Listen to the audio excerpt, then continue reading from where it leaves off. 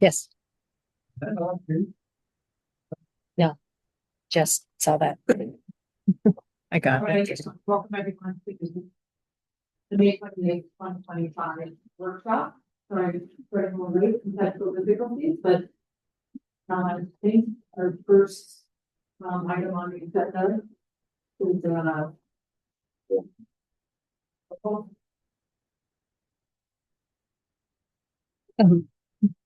You want to do roll call for the workshop?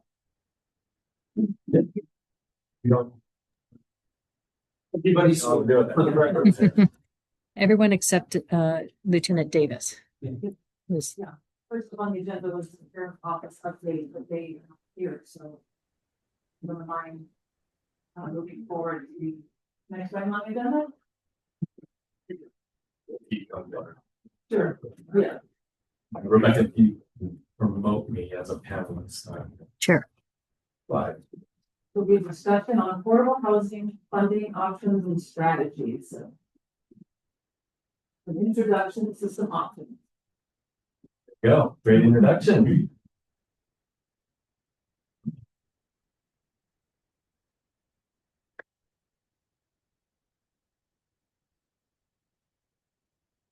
Okay. Here we are. All right. So this is, as the mayor said, a workshop to really introduce some options that have been talked about before, not in a lot of depth. There's a couple of reports that I'll go over that have introduced these options as the city is talking more and more about affordable housing, and more and more about how the city can, raise funds to help incentivize or help support development of additional affordable housing projects in the city of Sisters.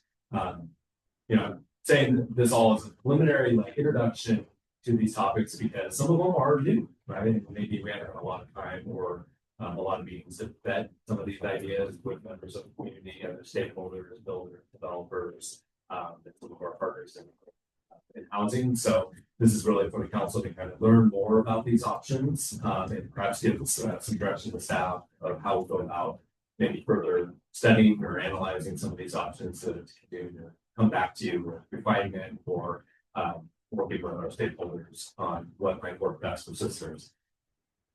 So I wanted to give a little background. Like I said, this has been talked about before. Of course, affordable housing has, as you are well aware, that we go back to probably even to 2010 and before, when this community started talking about affordable housing and our housing plan updates, the different housing mixes that we need in our community as we grow. The Sisters Country Vision, one of the strategies under Livable Sisters was affordable housing, and we've actually updated the housing plan that some of these other action items in that Sisters Country Vision Action Plan, the 2040 Comprehensive Plan. I know everyone's read this from cover to cover multiple times, but there is goals around housing, including making sure that we have housing opportunities for all members of our community at all different income levels. So these are objectives that are in our 2021 comprehensive plan. And then if you fast forward to today, we have council goals that we're actively working on. And so part of this workshop, of course, is to make sure that we're addressing the council goals to investigate the feasibility of additional permanent funding sources, which is the council goal for 2024 and 25. And then a strategy that was adopted for the council goals for 25 and 26 is also about studying additional funding sources for affordable housing and looking at additional strategies that are in our housing plan. So that is also kind of part of this work plan process for staff and for the council to look at these options and kind of determining how do we move forward with making sure that we're picking ones that work best for our community. And so then also background, why is this important?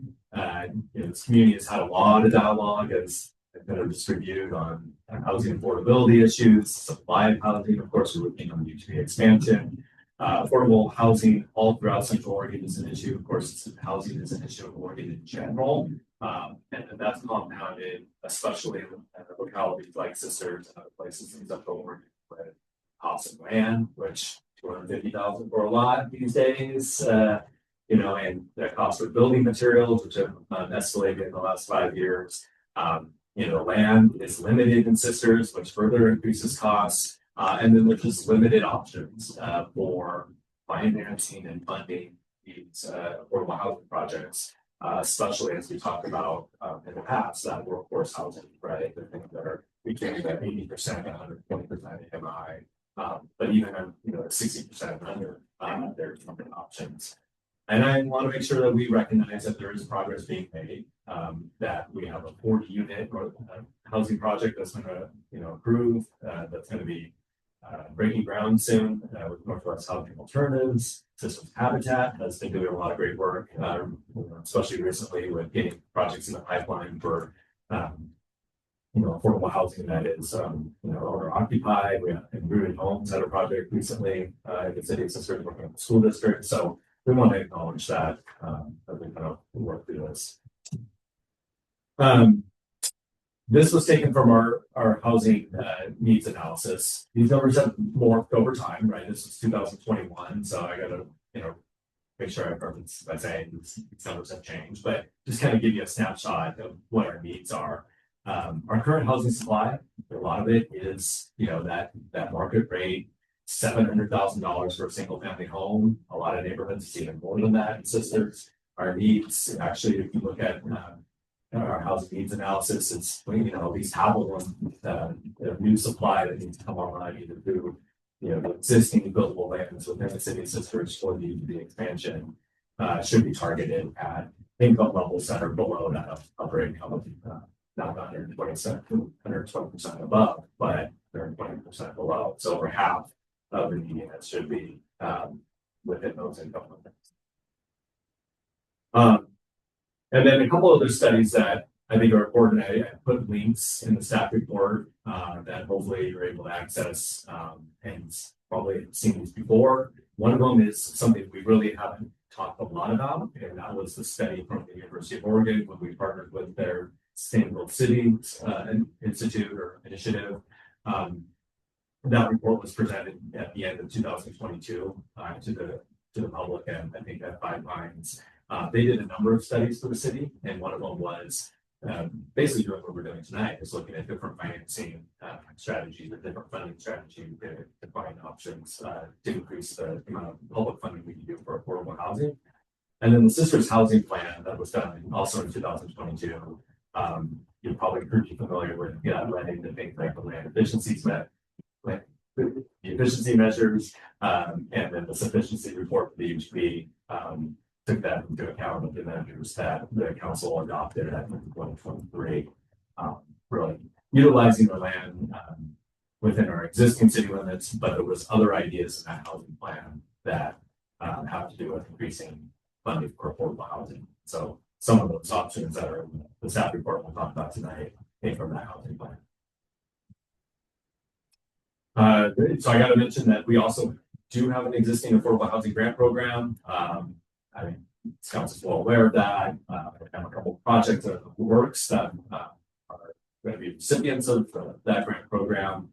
And that was set up with the idea that we were going to have a housing reserve fund that was going to be supplied by funding sources. And we do that basically through 2 different sources. One is a transient lodging tax. So I think this was in 2017, the city council increased the lodging tax by 0.99%. 30% of that was dedicated towards affordable housing. The other 70% of that, of course, goes to tourism. And then on an ad hoc basis, kind of year to year, the budget committee, city council has allocated another $20,000 per year to that affordable housing reserve fund. And then we use that funding source and then the $20,000 for funding the affordable housing grant program. On top of that, we recently created and council adopted the SDC deferral program, which we have 1 application that we've received already from Northwest Housing. So that's another program that we have. And then over time, there's been a number of different projects we supported either through SDC reductions or waivers in the past. Goes back about a decade ago. Of course, the ARPA funds, $500,000 from the county for the budget. Okay, so let's get into the actual options here. these plans, that I shared and kind of talked about, actually go into a lot of depth on the analysis. So I didn't want to repeat that in the staff reports, and hopefully again, the fact that I skip through some of those might generate some of the discussion and questions about them. The University of Oregon report actually did an interesting job of breaking down the different considerations for each of the different options, talking about equity, impacted, how we spread, what kind of productivity or kind of revenue you can generate from these different options. How easy is it to administer? So that's something that people want to be mindful in the smaller towns, or looking at staff here who can implement this stuff and manage it and track it and make sure we're collecting it. And then how are we using it, right? And then other things to keep in mind too is, public support. Some of these options may require a vote of the people, or you may want to refer it to the voters to test that. But also just, as I mentioned, some of these options, Oregon is not a sales tax state. So anytime you bring up things like new taxes and stuff, you have to consider that.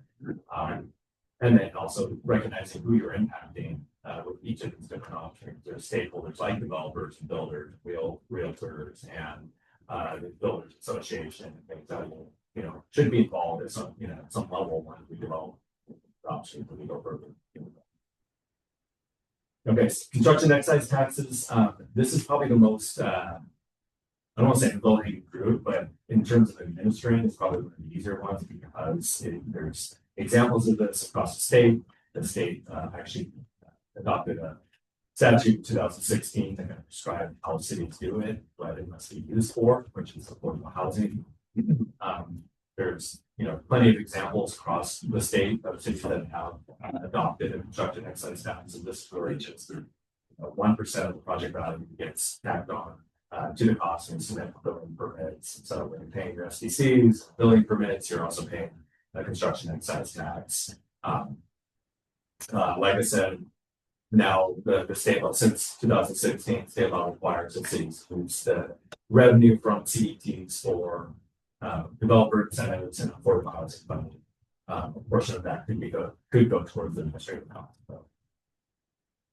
And as we go through this, feel free to ask questions about it. And I have Joe here too to kind of a lot of the how it works and are administering it. We'll follow the finance department, so he's up here too. But if you want to ask questions as we go through that, it's great.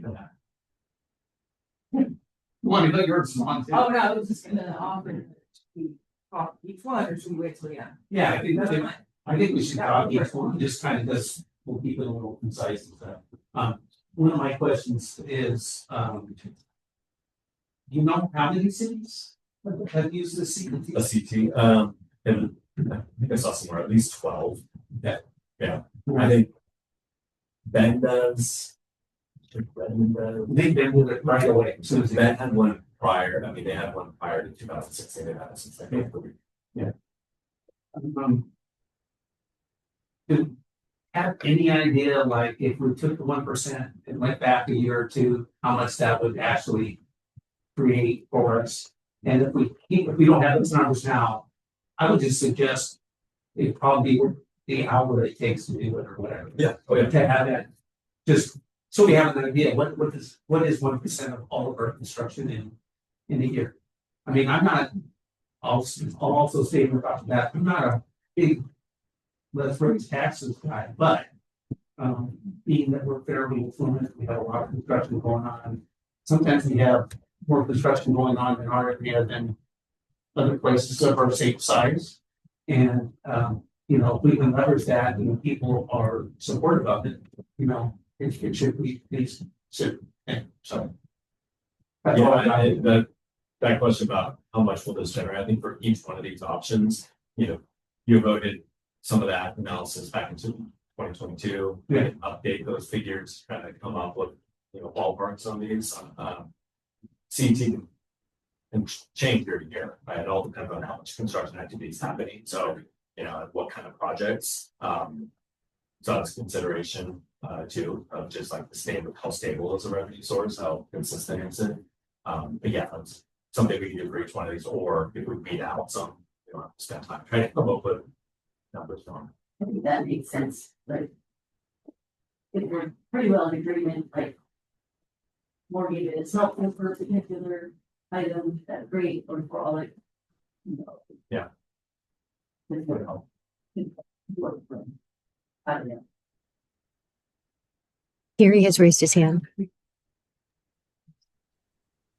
I think that as I look these options over, the one thing that struck me is if we're going to do anything, we need to do something that raises significantly more than our current effort raises. So I'm not terribly interested in looking at options that double what we're bringing in, say 35 to 70,000 a year, because I think that's still a hole that we need to fill much more significantly. So this is one that piques my interest. There are others as well. But I think as we discuss options, I think we'd be naive to focus on options that do not bring in the revenue that we need, and focus on options that will bring in the revenue that we need so we can move these projects forward.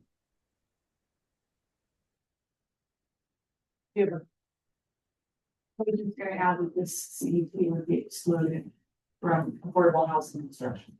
That's right. Is that affordable with a low A or capital A? I think it's probably capital A in the statute, which would probably be 60%. And one thing we check on with like legal ones, what other exceptions can you do? Well, we can change that over other exceptions. And this is all through construction. Besides affordable, so housing, commercial, Can be, yes. probably not, probably. That could be an exception. Not be. And what, research and experience. Is there a lot of pushback on this option, for instance, from, builders and developers? You'd likely get more pushback from builders and developers. That adds the cost to construction, which the argument would be then that adds another percent to the cost of the development of a home, right? If you just pass it all the way through. I think the argument, to answer that would be this raises funds directly to get the developers to then build affordable housing.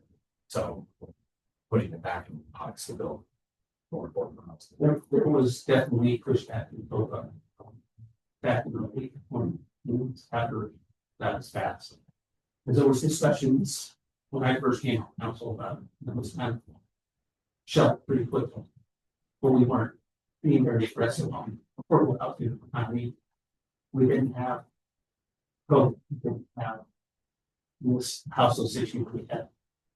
Now we didn't have it. And so it was kind of a totally different discussion, but at the same time there was some pushback and forth. And this would just be taxed on, construction, not the land value. That's right. Yeah. I believe real estate transfer taxes are banned.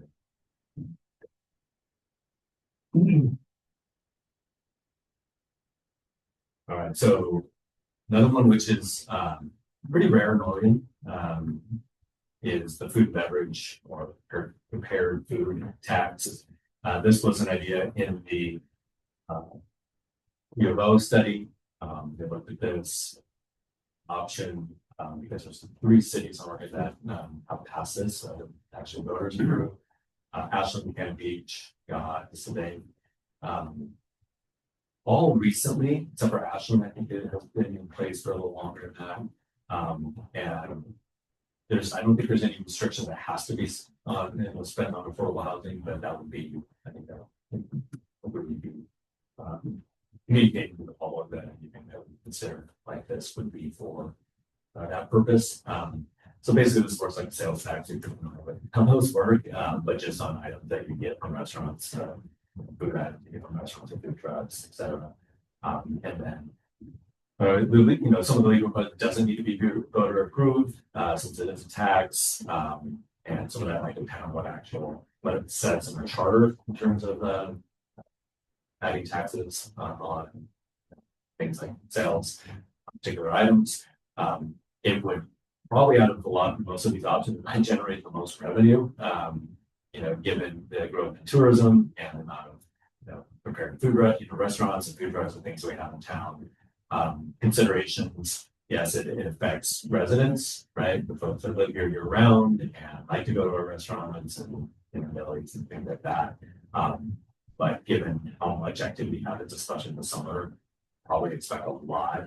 Most of the revenue would still probably comfort tourists that do go to, a lot of restaurants and eat out, listing in hotels and things like that. So, in terms of the impact, you got to consider that there'll be a lot of residents that may have an opinion about that type of proposal.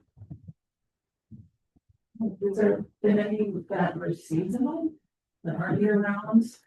Yes. Really hard to do. I don't know how to do anything about that. It's already hard to probably implement in the sense of it's something that's not really done. You're asking folks to report it probably quarterly or something on those receipts, similar to what with borrowed gas tax. And you said these other communities aren't necessarily all of them going specifically to housing. That's right. I think recently I want to say Cannon Beach was like for fire, police, for public safety purposes. Half goes to Buchanan Beach, half goes to fire, half goes to the city to 5%.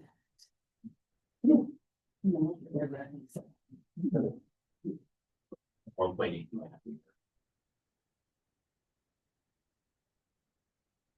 Gary, do you have any questions or comments?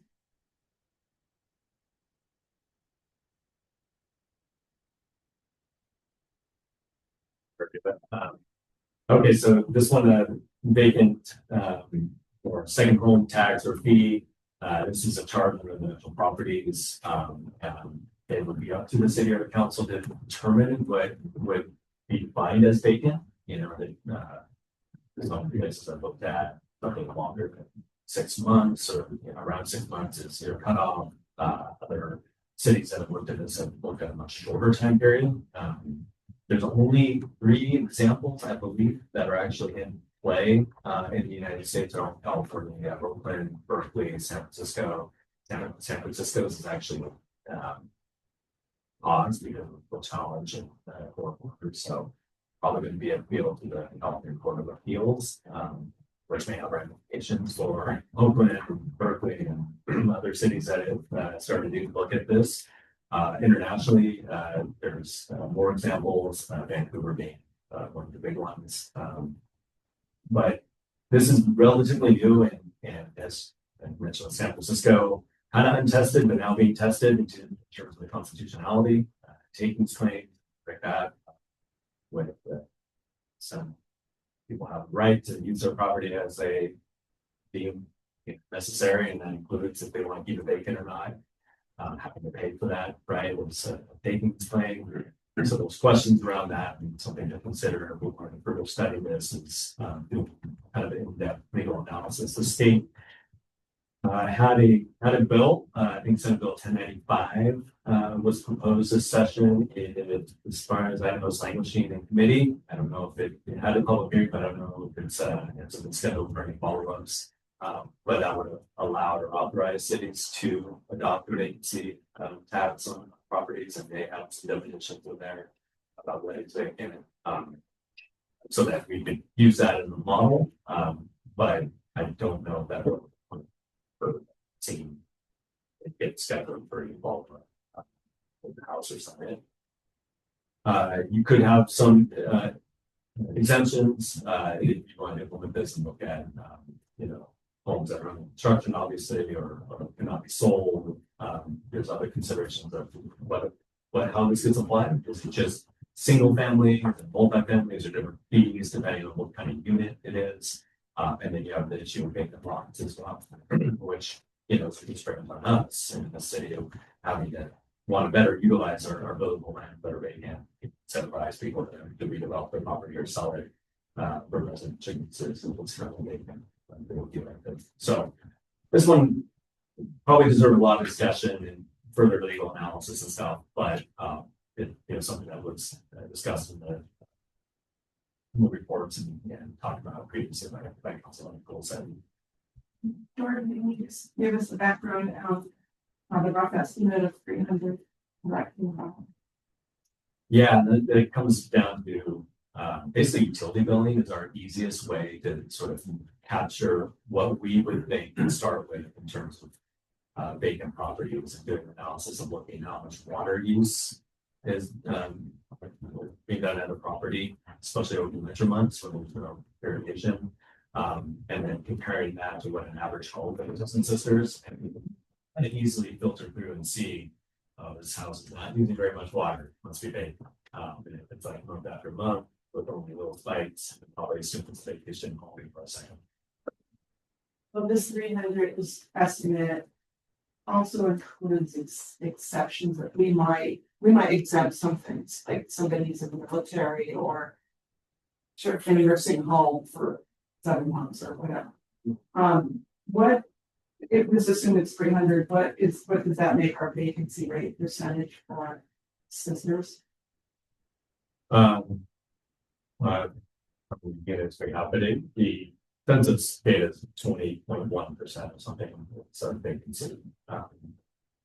Yeah, 15%, 2,000 utility account, residential utility accounts roughly. With 300. What, 15%? Yeah. I think with the bill last I heard was that it was, wasn't really any issue with it, it was just because of this, we found bills. That it just wouldn't get taken that cut. Also LOC was, testified about it. Usually, mostly because they felt like cities already had the, ability, the leverage to be like this. There's, they can't feel like the state level is necessary.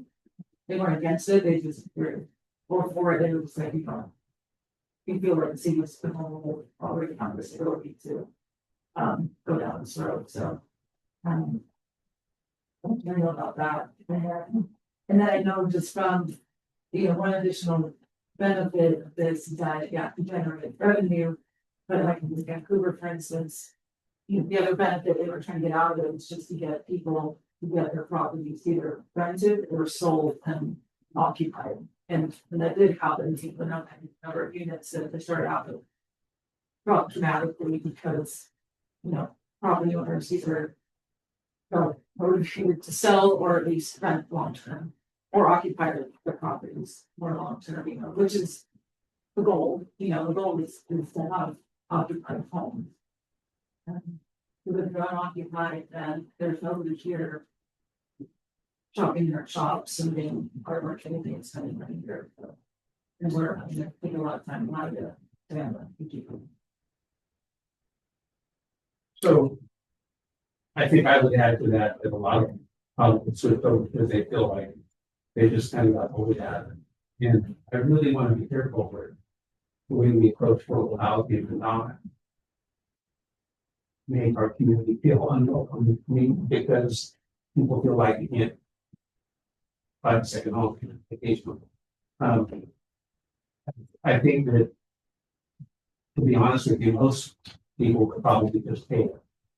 If this, this income level you're talking about is if people with 2 or 3 or 4 homes. I agree that someone would probably let go of their allowance. Forget that, well, let's make it housing or something like that, but I want to make sure we're doing it for the right reason.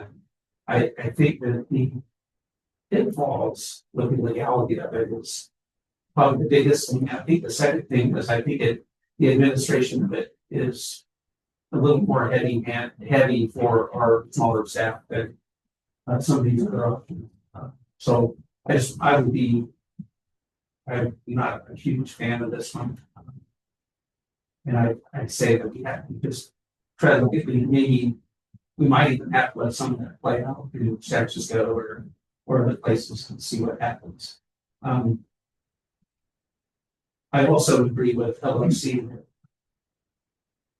that we have, we have a little more enough to do this if we want. I'm glad that Bill is kind of caught up a little bit because what that does is it restrains this whole issue out of what into that state thing, and it kind of it binds us from not being as nimble if we were going to use parts of this and and use it as a partial strategy. So I'm kind of glad that the state's not doing anything on it right now. Because I think that if we want to do something, we can, you know, we have to do our legal homework and all that stuff. But I like the idea that we're to stay nimble and have control over what we're doing. That way, maybe we could come up with a way that's, you know, maybe it's not all $300.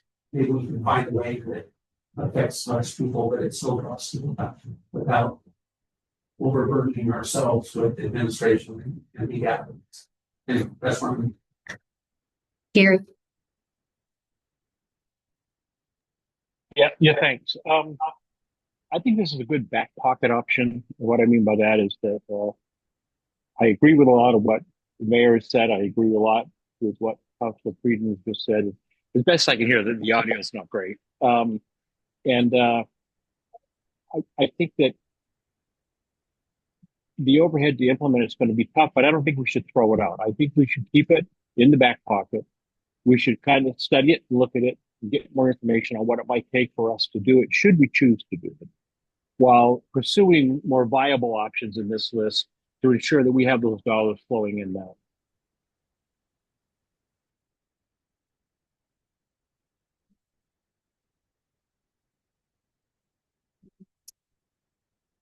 Not a big fan of this either. I want to be careful that we're not penalizing our property owners that are paying their property taxes. And I'm not a fan of local government mandating how property owners utilize their property. And I think that's going to be the pushback, if anything. So we would have to keep that in mind. I feel like, be curious to what happens in California, legally, however, Ordinance. A different state. And now, we have very stringent land use laws. So. And also on top of that, within a county with many destination resorts, so there are absolutely ample opportunities for people to have second homes. And communities that are appropriate for it. So I think legally it would be kind of a different argument there. And whether land use laws are, UTVs, we are kind of really restricted on homeowners. So I think it's a little bit of a different animal wording. Certainly don't want to spend millions of dollars as a small city fighting a legal battle over this, but it's definitely kind of like this. As often. It's not restricting, it doesn't stop anybody from owning a second home. It's just kind of an impact in the violence. No, we don't have, we're kind of preliminarily going through this, but I do have a laundry list under this as well. So I think I'll include that, but I do want to add that what was overturned in San Francisco in October was by the Superior Court, and it ruled that their empty home tax violated federal as well as state constitution. So I think we gotta really be careful and follow a little bit more about what happens. Yeah, and that will matter how we craft it, how to define it. I think they have requirements for family living there, like there was an interesting thing for there. And I think it was a citizen measure, so sometimes those get written away that really sound legally. Okay, TLT, you're all familiar with this. I already mentioned this is our current source of funding, which brings in right now about $35,000 a year. And that's 30% of that, 99%. And so just it's easy to do the math. If you each percent you add, we'll get you another 30% of that. And so you're adding, basically doubling your current revenue. Obviously the lodging folks, Four Sisters, folks in the tourism industry would have an interest in this. That would be a lot of that conversation if we had this kind of idea and exploring this idea. You want to bring those stakeholders in on that. We have currently about 9%, 8.99. That's I think at the coast are ranging between 12 and up. Portland area there too, California, and some places like 15 and above. So there's probably room there, but again, it comes with a cost. The tourism industry, hotels here in town, and also just to raise a lot of revenue because of those restrictions. I mean, this, 70% of that has tourism. On this one. Okay, so these are the other options that I kind of put these from the housing plan. And these are really more about the financial incentives and other financial options. Should mention the housing plan, I already mentioned that it kind of generated the efficiency measures, but there was other strategies in there. That is another council goal to kind of revisit some of those strategies. This workshop, I wanted to kind of center it around, raising revenue and additional funding options, but there's other ways to further incentivize density and affordable housing, things you can do with zoning code, parking code, things like that. Like we already done with the bonuses, density bonuses for affordable housing. SDC reductions and waivers, we have a deferral program. A lot of cities, a handful of cities have started or have already done reductions or waivers, especially waivers for affordable housing. That comes at a big cost. The city has been shy about it over the years, mainly because it is our bread and butter for how do we keep up with growth. And that's developments paying their fair share towards capacity increasing projects like pump stations and reservoirs and piping, increasing the size of pipes and things like that. And as a small community, any big hit on not collecting SDCs from a development that's adding 40 or plus units is a lot of money. It's $300,000-$400,000 into our utilities. And how do we make up for that revenue? Some ratepayers or for borrowing that we have to pay with debt. And so those are considerations that have come up in the past. One reason to consider it is in conjunction with some of the other programs, and that's what some cities have done. For example, with the CET program. So if you have a construction excise tax, using that portion that needs to go towards financial incentives for affordable housing, you basically backfill your SDCs with the CET. And so it kind of makes you whole by raising revenue to the SDC waivers. Property tax exemptions is a big topic and kind of complicated. There are examples of bigger cities that do these programs. You're basically adopting a program where qualifying projects, which could be affordable housing, it could be multi-unit developments. You might have heard of the monthly program, the city event that encourages density, basically housing density. They basically developers that meet certain criteria and comply with the program, then can have a property tax exemption for like 10 years. Shouldn't add up to a lot of money if you're doing, especially a dense development or a big, affordable housing project. Is that mostly for rentals? I'm just wondering how exempting a project from property taxes ends up benefiting the developer if then the person who the ownership passed on and someone else is not being taxed. Yeah. That's why I think Bucky is your main example because it's multi-unit. So typically rental units above like commercial, and then you can get the tax exemption for the 3 stories of residential, and then repaying the property tax in the commercial portion. It's a mixed use development. Yeah. To add on that, speaking with Clayton Brothers from Northwood Housing, on the Trinity place, when I asked him, well, what can the city do to help out? This is quite a while ago. He brought this up. Property taxes end up being a third of their budget, the big chunk. Yeah. So they're popular for developers, not so much for the public, and especially if it's doing market rate. But if you just target affordable housing, then there's justification there. One of the criteria you can develop, and you do probably need some economic or economist help on, doing within the books, is basically a project can only qualify for a property tax exemption if it otherwise wouldn't be able to pencil it.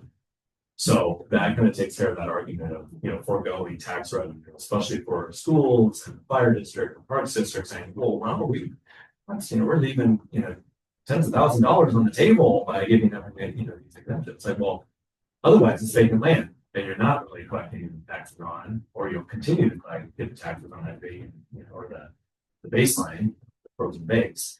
But you know, after 10 years, you're going to get the product. It's almost like a pretty short time period in that sense. There anything, just crossing ideas, like a we allowed to just erase our line on private tax, or does it have to do that? I think this is something to check, but I believe you have to get over 50% of the overall of other taxing districts consent, which can be accomplished by, you know, getting the school district, the fire district, and the county. Because we've seen other districts in that mix too, but I think you have to get 51%. I have to check on that. And then, yeah, because you want that pie, that slice of that pie to be pretty big for them to, you know, really make some savings on the project. And there's nothing magical about the 10-year big time period, right? I don't think so. I think that's just. I mean, if we were considering something like this, we could consider a different period than that, like 5 years. Possibly, I'll have to look deeper in the statute. I don't know if you want to go longer. Probably not. But, you know, shorter might be something very interesting, where you know you're just trying to get that project off the ground. So you're, you know, if you forego the first 3 or 5 years or something like that, and it doesn't pencil, that sounds like something I think about. So.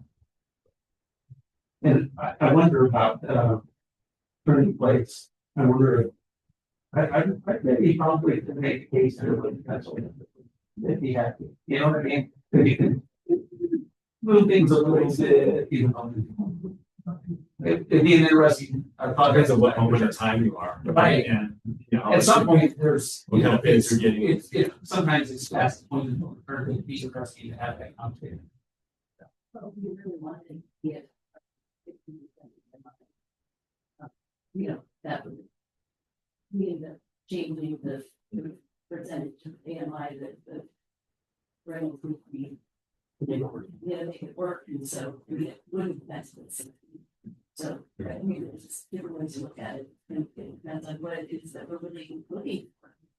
And I think that's, with all these options, I think there are, I don't have in my mind right now how to categorize them. There are definitely ones that are like just direct to an affordable housing developer.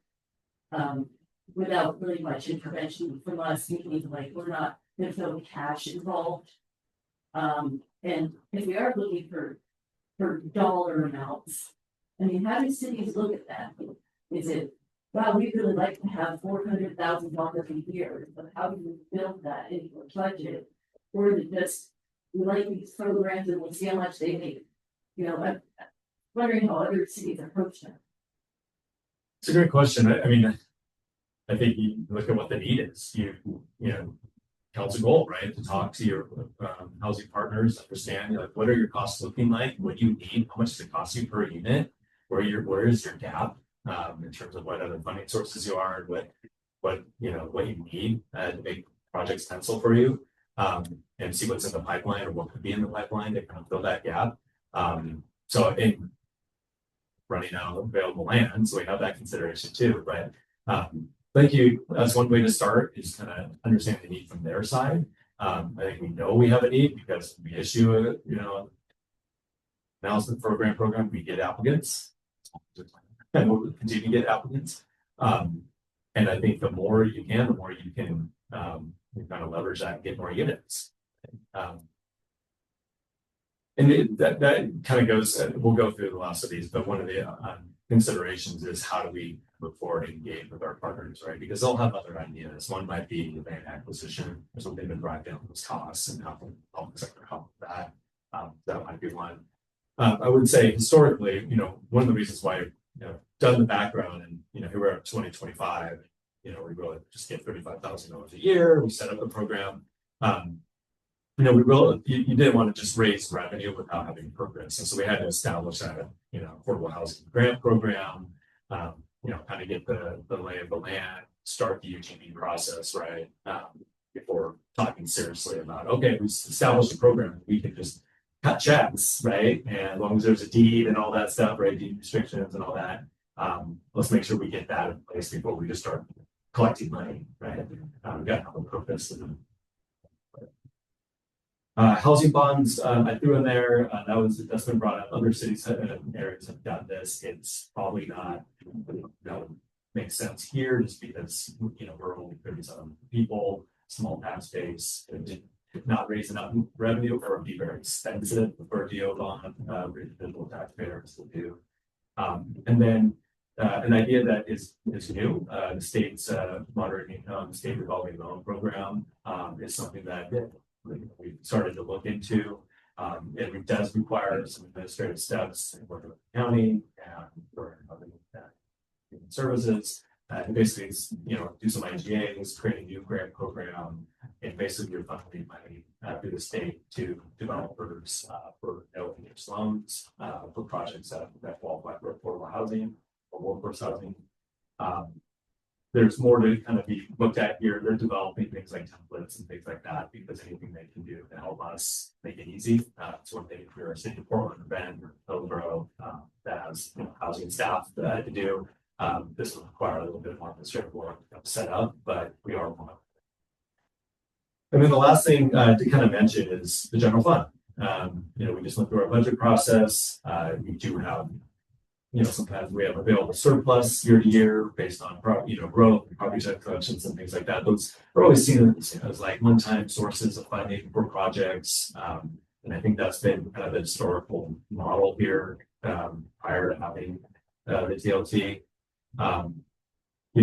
There is ways to kind of play the shell game, right? If, later on tonight, we'll be talking about the DCSO contract. We have asked the public about things like public safety fees and things like that, where if you raise more revenue in the general fund, you can then free up money in the general fund to allocate on an ongoing basis to things like affordable housing.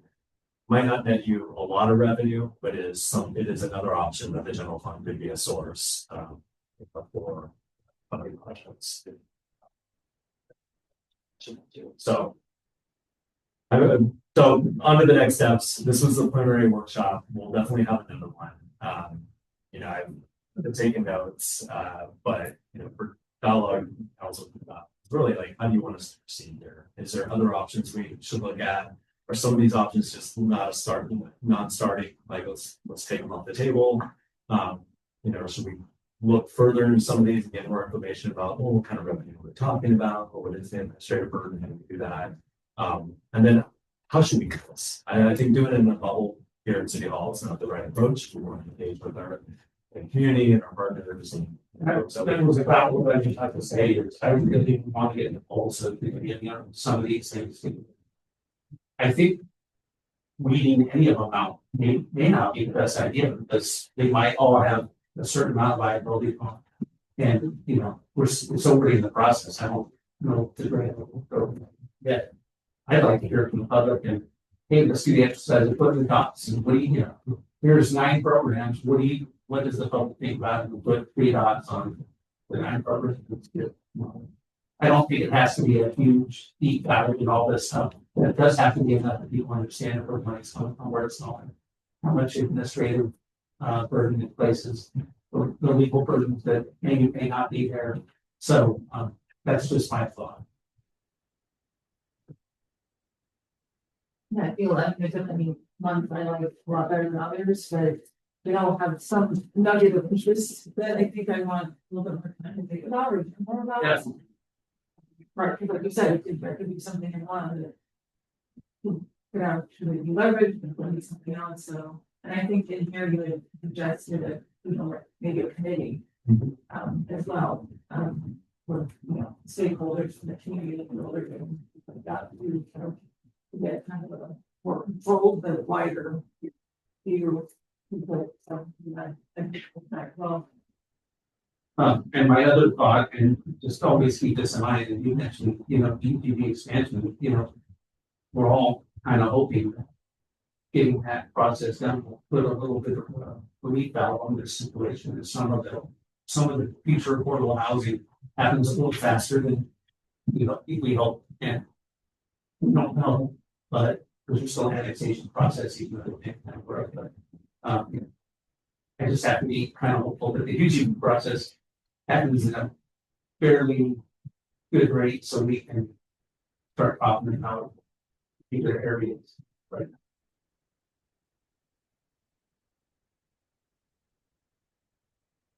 I'd like to say that, I know some of these might have more staff time than others, but, I want to be careful about ruling that out, and I don't mean the register or current staff. I would hate to have something of that was of high value. I mean, you don't want to, go hire somebody for, a low value hit. If some of these, and I'm just making this up because I don't have any data, but it's like the state revolving loan program, we're saving our developers hundreds of thousands of dollars. And we're only bringing in a half a staff for that.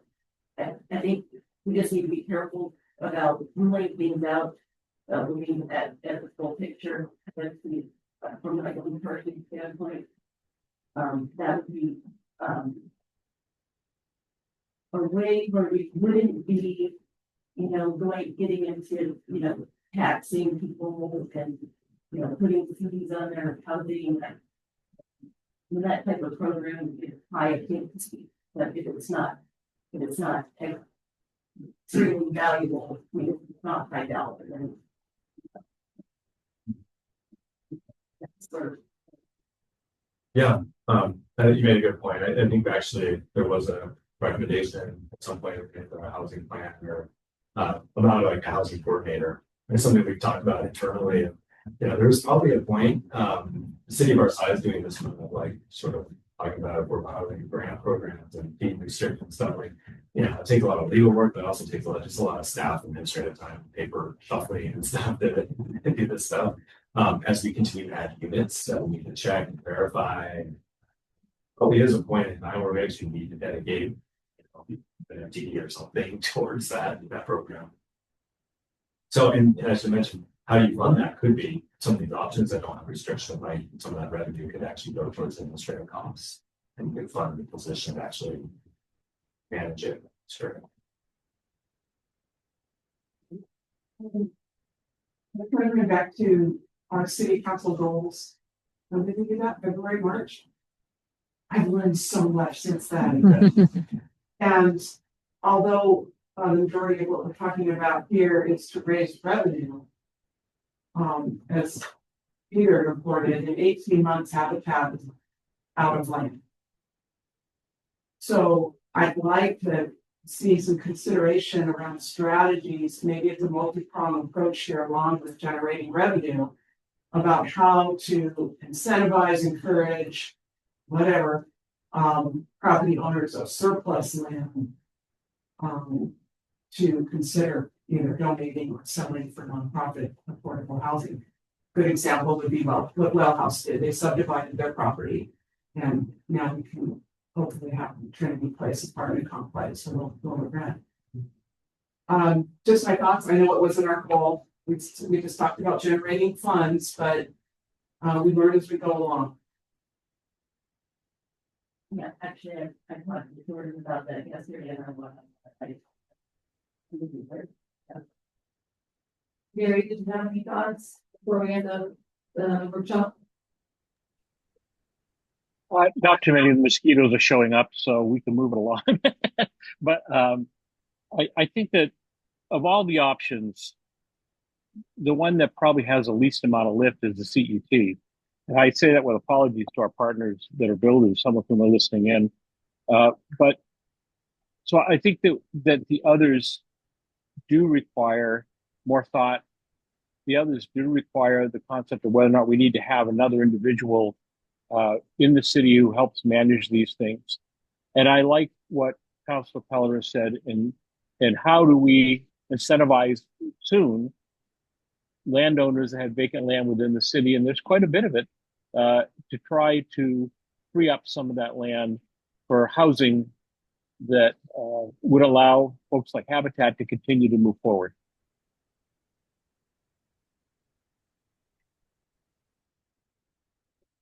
Yeah, so I think what we do is kind of scope out like what a working group or ad hoc committee would look like.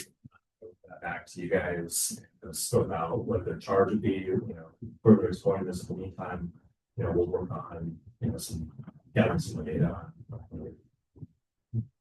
When I think about committees, I appreciate public input. We do have a lot of data here. We have this whole think tank study of 3 different groups. We've got our housing plan update. We have quite a bit of information in front of us already. I just want to be careful we don't get into analysis paralysis with the committee that churns to the point where we need affordable housing now. So if we can narrow it down as a council and a staff to kind of get it down to maybe a few items and then put it out to the public, I think that'd be good. But if we put before them this huge list, we might be seeing a lot of churn, and we can't afford that on there. I couldn't agree more with what I just heard.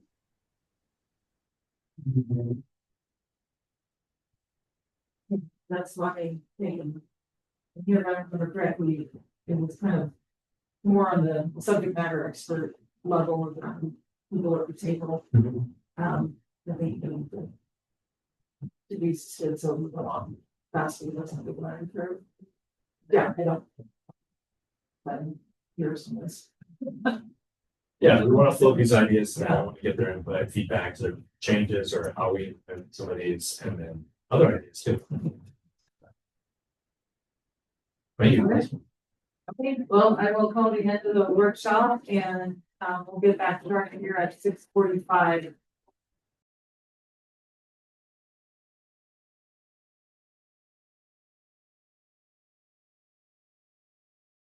City Council meeting for the City of Sisters. You join me in the Pledge of Allegiance, please.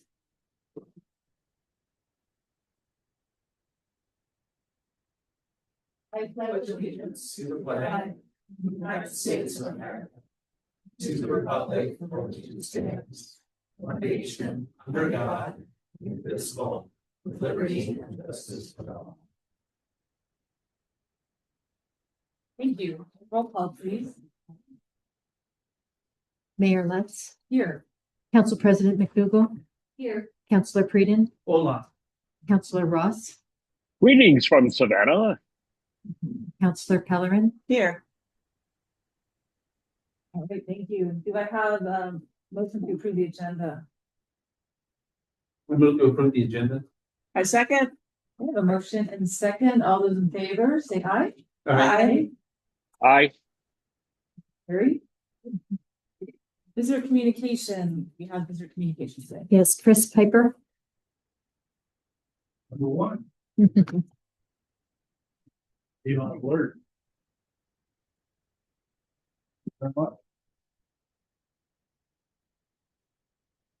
You can state your name and your address of your sisters or relatives. Yeah. So my name is Chris Piper. I'm from Bend, Oregon. My full address? No. Okay. Wonderful. Yeah.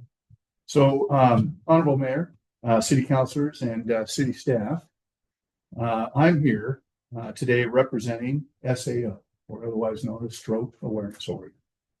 As we are in May, which is National Stroke Awareness Month, I wanted to share a bit about our mission and purpose. Stroke Awareness Oregon exists to minimize death and disability from stroke through prevention, education, and to support the best life possible for stroke warriors and their loved ones. Just recently, on May 13th, we held our annual Leadership with Purpose event, where we had 150 Central Oregonians gathered to learn more about stroke, as well as for stroke survivors to share their stories. We were able to hear from Hayden Watson of Hayden Homes, Matt Thomas from Subaru of Bend, and Kevin Spencer of Empire Stone Company, all SAO partners in our charge. As stroke is the 5th leading cause of death in Oregon and a major cause of disability, impacting 1 in 5 Oregonians in their lifetime, we are dedicated to making a difference. We achieve this by educating about prevention and treatment, making BFAST a household word for identification, supporting survivors, and partnering with our community. We invite you to join us in this vital work.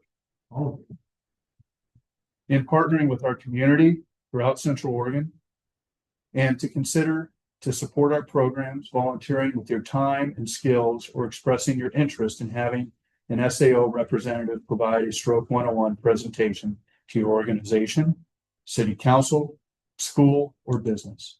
It's a 1-hour presentation. It covers the causes of BFAST identification, prevention, and recovery. And BFAST stands for balance loss, eyesight changes, face drooping, arm weakness, speech difficulty, and tongue, which is to call 911. We have cards here that for you to take and leave, and we also have them in Spanish. And I just want to say thank you very much for the time to be here and share Stroke Awareness Oregon with you all. Appreciate it. Thank you. Mark Dickens.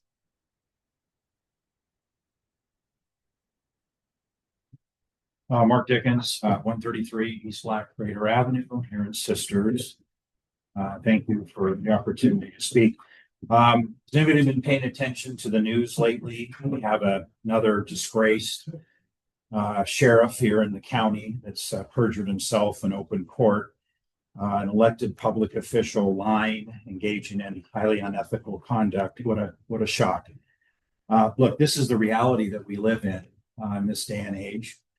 And I think to deny that is not only naive, but it's dangerous. And I use this example, this analogy, to compare my dealings with the building official at Deschutes County, Randy Scheid, who I have openly accused and very publicly of engaging in very unethical, dishonest, and abusive behavior with his authority. And I don't know how many times I'm going to have to get up here and complain about this. This is 9 years that I've had to deal with this. And in all that time that I've tried to speak to the Board of Commissioners and the council and staff, I don't recall ever one time anybody saying, how can we help you? What can we do to assist? In fact, the last time, months ago, that I was down there at the Board of Commissioners meeting and tried to speak, they were so insecure over defending their department and this building official that they tried to shut me down and threaten me like a bunch of cowardice, petty tyrants. And later that night, I got a call at home from the director of the Community Development Department, Peter Gonkowski, threatening me, telling me to shut up and I shouldn't be talking and I can't speak and I can't talk. This is outrageous. The other thing I want to respond to, I think it's important to keep this dialogue here.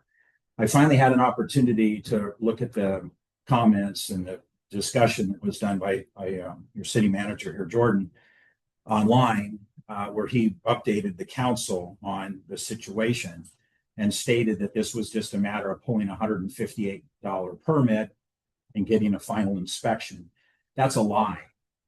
Not that Jordan's lying, he's just parodying the lie that's being told to him by the county. And this is part of the problem, is that this building official who thinks he's immune from any personal accountability or responsibility has dragged everybody into this because of his ego, because of his retaliation against me. And this is a pattern. Does anybody remember Robert Mathias, the building official at the city of Bend years ago, that got the city sued because he didn't enforce the American Disabilities Act? And there was a big lawsuit brought against the city.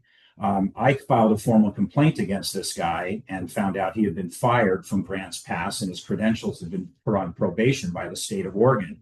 So this is not a new concept. This is just the reality. And I really would hope that the city will take this seriously before this gets into a big, ugly, very embarrassing and costly lawsuit. The last thing I want to say here is that your staff just recently, without any notice to me, has decided to go back and reinterpret the approval that was given for the construction of my house 15 years ago. I find the timing of this very suspicious, and there was no notification given to me prior. I've talked to Jordan about this and asked him to look into this. So you may want to try to just ignore the whole issue with the county as long as you can, but this is right here in your building, your staff, and this needs to get straightened out, because every day that this goes on, I am being harmed financially. I'm being prevented from selling my house, which is under court order. A federal judge has already stripped away all the county's fines, and they failed to prosecute in a timely manner. They have no legal standing, and this is just going to only get worse. So I beg you, I plead. I've talked to Jordan. I've spent an hour and a half discussing this with him. I'm more than happy and available anytime to sit down, provide all my documents. I have nothing to withhold, and get somebody to take action. I really would encourage that. Thank you very much. Mark, Michael,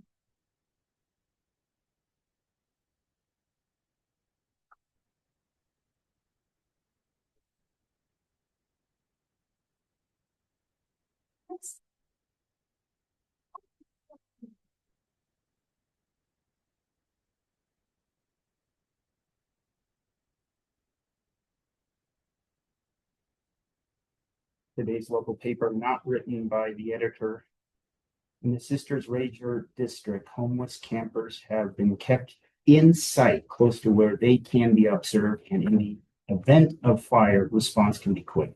Dispersing campers deeper into the woods could increase risk. It will. Don't do it. And quote, "This isn't going to end well," said bleep, bleep, bleep, whose home abuts the forest. There's either going to be a catastrophic fire, you got it, bad net, or caused by one of these campers, or somebody's going to get into a shouting match and somebody's going to get hurt.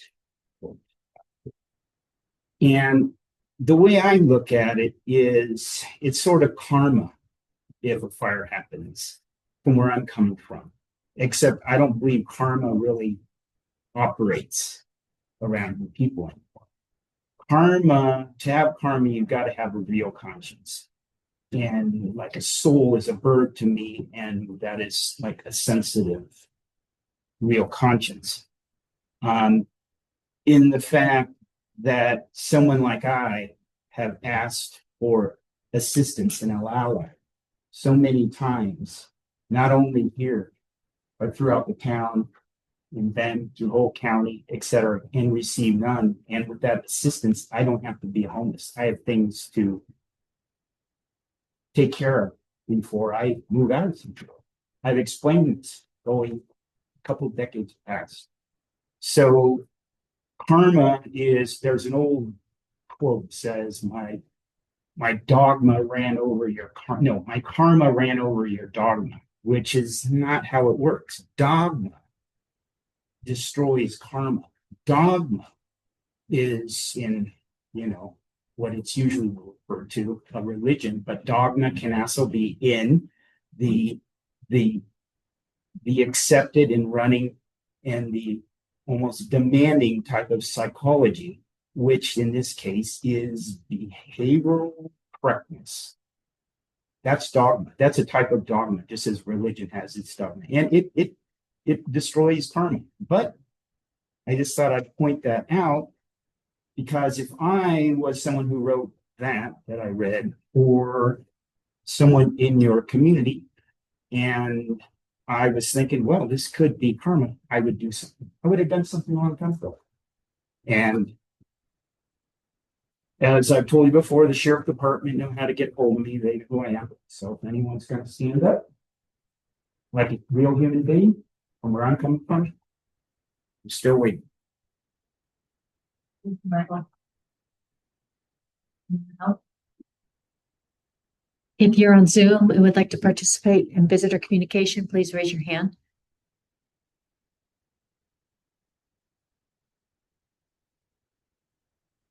I see none. Okay. Thank you. Right, do I have a motion to approve the consent agenda? Oh, I'm sorry, let's not do that. I don't want to hear your motion. We're gonna start with the presentation first. From we see from Age Friendly Community Progress Report. Did you get that thing to put up? Yes, I will do that.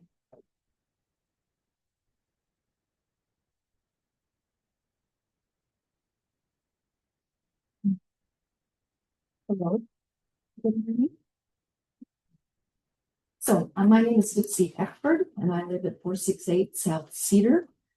And I'm here on behalf of Age Friendly Sisters Country and AARP to present an award to the City of Sisters for their age-friendly work that has taken place over the last 6 years. And I'd like to give a little bit of background on how we got to this point and some good news to share.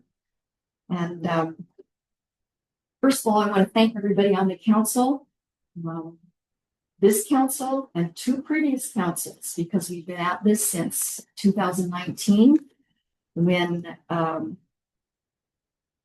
Chuck Ryan was mayor. So we're in our 3rd mayor and we're still in the process. And I'm happy to say that it's been completed successfully to this point. We got our membership. First of all, I want to remind everybody of this quilt up here. I was just sitting over there looking at it and remembering all of the work that went into the Sisters Vision. I'm probably one of the only people who still carry one of these things around. But being an age-friendly city was one of the goals of the vision. And everyone's aspirations are so eloquently posted on that beautiful quilt. From that, Age Friendly Sisters Country, our little nonprofit, was started as an attempt to try to get sisters on the road toward livability for everybody in our community. In 2019, we were accepted into the Age Friendly National Network of Age Friendly Cities. And that required us to do some homework. So we, through the process of completing the comprehensive plan, working with Scott on getting livability as one of the goals of the comprehensive plan, we outlined the action plan for our community based on the domains of livability in the age-friendly network. And I'm happy to say that that was accepted. And then just this last spring in May, we were able to complete a progress report, go back and look at the goals that we had in our action plan, and then write a report to say how we have implemented as a city and as a community those goals.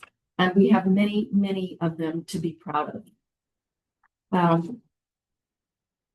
We have so many partners in this effort. Age Friendly Sisters Country has been involved with STARS, which is our transportation rideshare program, help them get off the ground. C4C has been involved in all kinds of civic engagement. The city itself did the Civic Leadership Academy, which I think is just a wonderful thing. And I'm happy to see that it's continuing. We have other action teams that Age Friendly Sisters was involved in, like the Age Friendly Restroom initiative, Romeo's Joy, which provided anatomic, I don't know how to say that word. You know how to say that word. Pets for people who are able to care for their own pets. Cheryl was the leader of that initiative. We have Habitat, who's been actively involved in housing in our community, trying to provide a different level of affordability for people who live here. We have writing in the community and health domain. We have the Sisters Community Leadership Initiative, which is helping provide sanitary facilities for people who do live in the forest near us. The Living Well with Dementia in Sisters is another program that has been actively involved in helping people with dementia and their care partners. The community center is a new achievement where people can get together of all ages and young and old can use the facilities, and hopefully we'll have some intergenerational things going on in there. So the Firewise home hardening workshops that have been going on demonstrate our desire to be a resilient community. And all of those things are part of the Age Friendly Network. So together with all the partners here, I just want to congratulate the city and hopefully get a commitment that will continue along this path that has been established and is being recognized today. Thank you very much for your time. And here is the plaque. We've already taken a photo, so we will maybe hopefully be on the news. Who knows? Thank you all very much. This is right. Congratulations.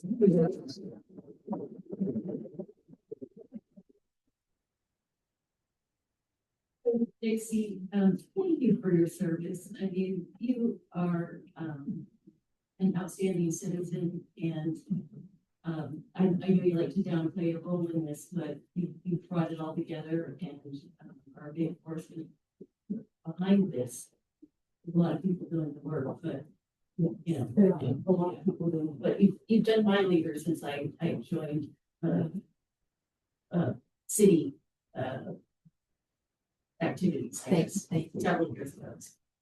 I'm happy to know that there are people who in all these organizations who really care about our town and want to see and want us to be able to live here and stay here and play here and live in place here, because this place means a lot to all of us. So good work. Keep it up. Keep it up. A really great report. If anybody wants to read it, it's in our agenda packet. You can get online, but it's a fantastic. That was just an extension of everything that you and everybody pulled together. Yeah, it was fun to read through it. It's wow, there's a lot of notes and I think That's- excited about. You know, that's an important thing about revisiting these things. You know, you can talk about them, but you have to go back and see where you made your progress. And I think now is a good time to kind of start another cycle. You know, maybe we'll do another vision. Maybe we just have to keep asking. New people come all the time. They don't know what kind of accomplishments have been made. So we need to make sure people are aware of it and that they'll be actively involved in the future. Yeah, if anybody online, if you were on microphone, just Dixie would consider how helpful these reports are, and it's a good time to reflect on what we've accomplished and what we need to be looking forward. So We don't do that very often up here. yeah, We're so busy just plowing through. yeah. Thanks for helping us out. All right, now we have a motion to approve the consent agenda. Move to approve the consent agenda. Second. All right, I have a motion and a second. All those in favor say aye. Right. Aye. Very good. There, just for a second. Yeah. All right. Aye. Aye. On to council business. So this is going to be public hearing of ordinance 543 defensible space standards. And so I'm going to open the public hearing. We have a staff report from Matt Martin, Community Development. Thank you, Mayor. Good evening, Matthew Martin, Principal Planner, City of Sisters Community Development Department. Good evening, councilors near and far, and those members of the community listening on Zoom or here in attendance. As the mayor introduced, what's before you is a ordinance 543 implementing defensible space standards for new development in the City of Sisters. This is the culmination of a relatively lengthy process involving workshops and development of the package of amendments that are before you tonight, as well as public hearing before the Planning Commission, where they unanimously supported the package of amendments, and then before the City Council, which conducted a public hearing on April 9th, received testimony and reviewed the record at that time. And then during deliberations, identified a number of changes to the package of amendments to be incorporated into the amendments. And then ultimately on May 14th, voted unanimously to approve the amendments as changed, as identified by the council. And so with that approval of the amendments under City File TA 2501, there is the amendments have been approved by the council. With City Sisters procedures, there's a subsequent public hearing required for the review and adoption of the ordinance itself, that being ordinance 543. So what's before you are the amendments incorporating the changes that were approved by the council on May 14th. And do want to note that the structure of the defensible space standards includes adoption of a resolution that's later on your agenda. That resolution is related to a specific prohibited flammable plant list that is detailed in the amendments, but adopted separately as a resolution, providing some flexibility to reevaluate and make expedient just changes to that defensible space list, or excuse me, the flammable plant list as needed. So that's the extent of my remarks tonight. Happy to answer any questions now. Thank you. Does anybody have any revisions from the posted ordinance? None? Okay. I'll also note that staff did not make any changes to the ordinance from when it was posted. All right, we have any further comment on this topic on the defensible space code in our development? If you are on Zoom and would like to make public comment, please raise your hand.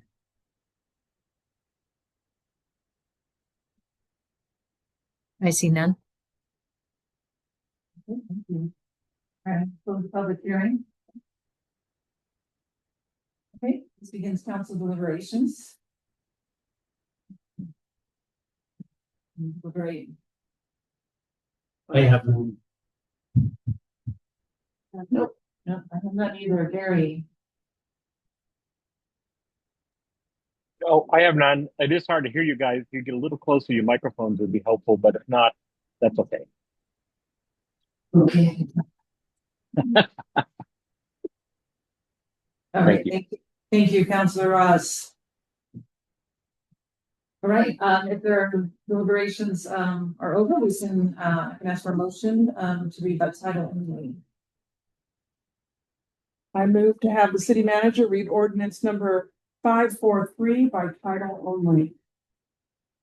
I'll second. And I have a motion and a second. All right, voice vote to be read by title only. All in favor, say aye. Aye. Aye. Okay. The motion carries. Ordinance number 543, an ordinance of the city of Sisters amending the Sisters Development Code to implement the defensible space standard for new development in the city of Sisters.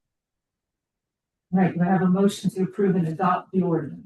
I move to approve and adopt ordinance number 543.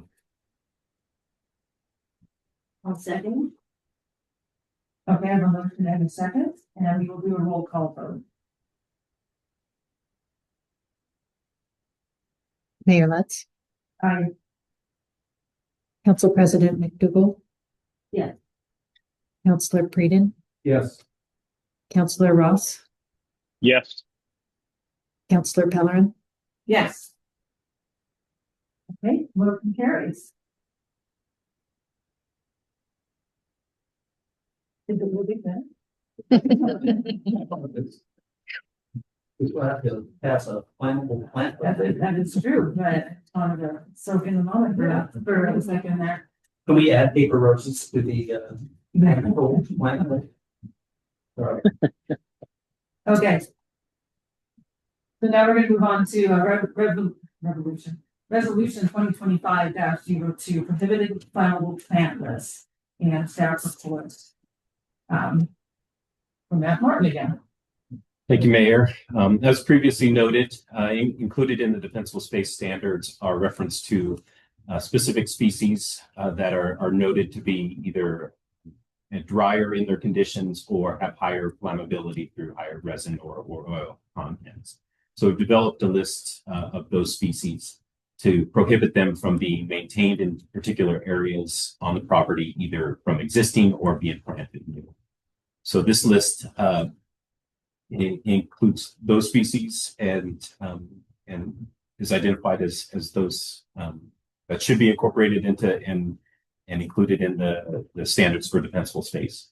So again, as previously noted, this is being adopted separately as resolution to provide opportunity for amendments in a more expeditious manner instead of making amendments to the development code. Thank you. I move to approve resolution 2025-02. Second, Okay, a motion and second. Does anybody want to discuss anything? Okay, hold on a second. Okay.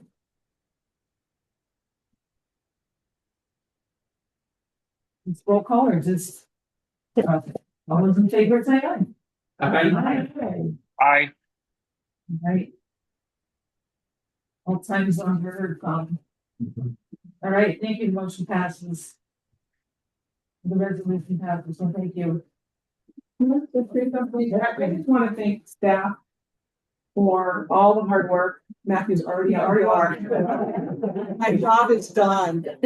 We don't blame you. It's okay. Thank you, Matthew, for herding the cats up here. I thought we were very diligent with what we went through. We put a lot of thought into it, and I'm really happy we crossed the finish line here, and I'm really proud to see that. And I think the public should know this is, again, the toughest defensible space standards in the state by the city. So we have a lot to be proud of. You can't prevent all fires, but you can do your best. And that's what we're trying to do up here, to do our best. Exactly. This is kind of phase one of the multi-phase project, but a huge hurdle, I think one of the harder hurdles, I think, definitely. So excited to be past this. And also want to thank the District Camp Sherman Fire Department for their outreach of assistance in this process as well. This expert opinion, and we couldn't have done it without their knowledge and their help. So thank you. Thank you. Okay, we're going to move on to our intergovernmental agreements for the Deschutes County Sheriff's Office Law Enforcement Services contract. Thank you, Mayor.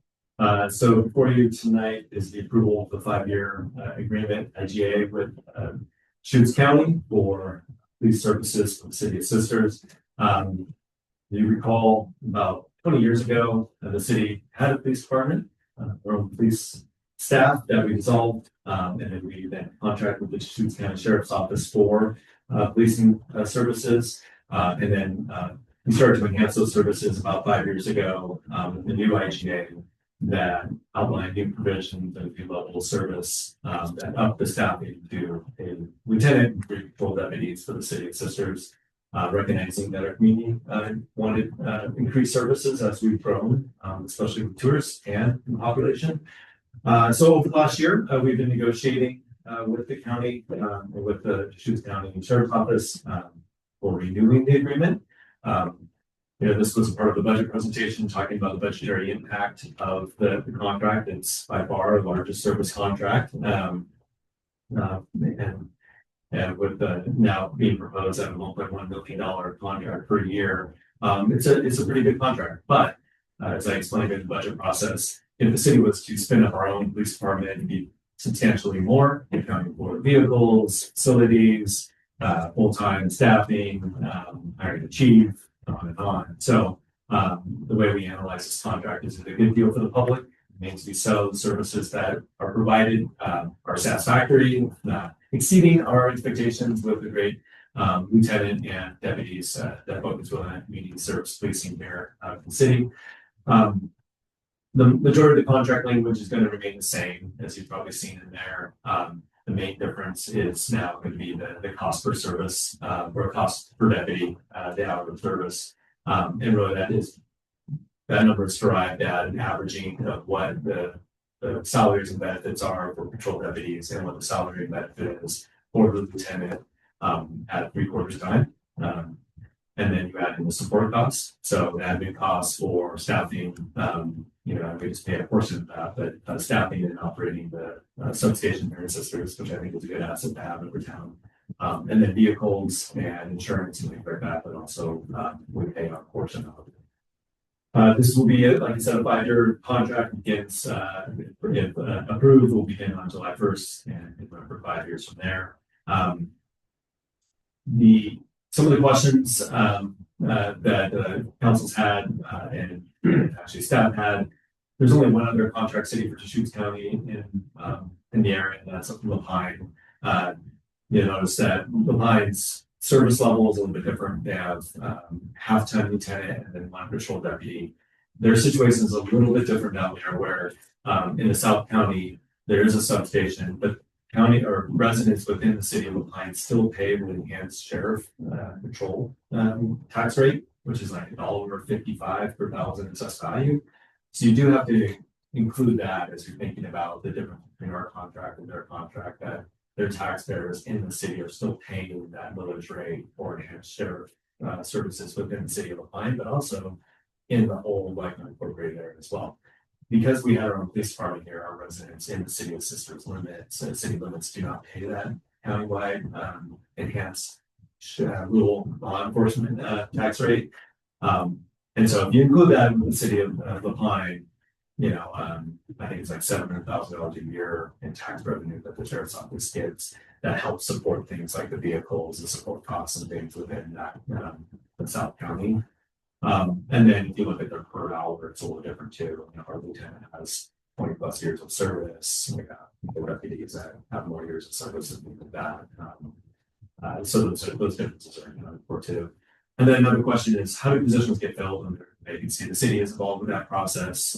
Typically, we're involved in the selection committee or the interview committee, and a lot of it is just maintaining a good relationship with the sheriff's office, with the captains, then the sheriff, and of course working with the lieutenant on staffing needs. And one of the changes in the contract was, we wanted to ensure that vacancies are filled in a timely fashion, but also recognize that things happen, like injury on a job and workers' comp situations and things like that are outside of their control and outside of our control, but would be typical in any other department as well. And they have the same interest that we do in filling that as soon as possible, but also recognizing that filling a vacancy that is caused by a retirement or someone quitting is a little bit different than somebody who's out on leave for several weeks that will be returned. And those are harder to fill, reassignments, as opposed to starting from scratch and getting the vacancy filled. So tonight, this was approved, I believe, approved by the county today in their consent agenda. So today, I'm looking for the council's approval of this NGA. Have any answer questions?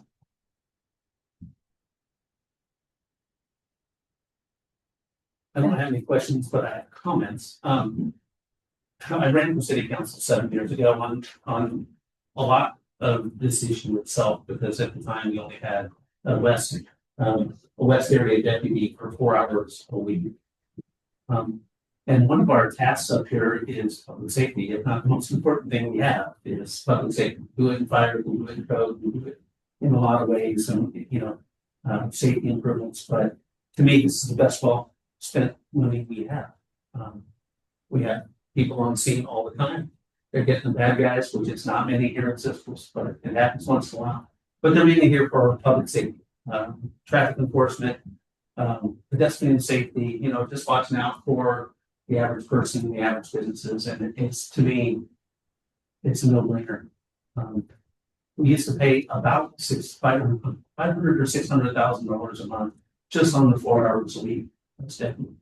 So if you think about, still haven't doubled that rate yet, and we have a lieutenant and 3.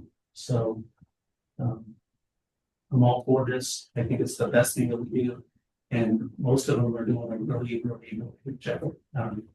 Is it perfect? Never. I wish we could write a few more tickets once in a while. We see people speeding around town and stuff. Some locals, some not. But at the same time, they're doing a good job. So I'm all for it. Any other comments or Eric? No, I think it's a good contract. I firmly believe we couldn't do this ourselves for this kind of money.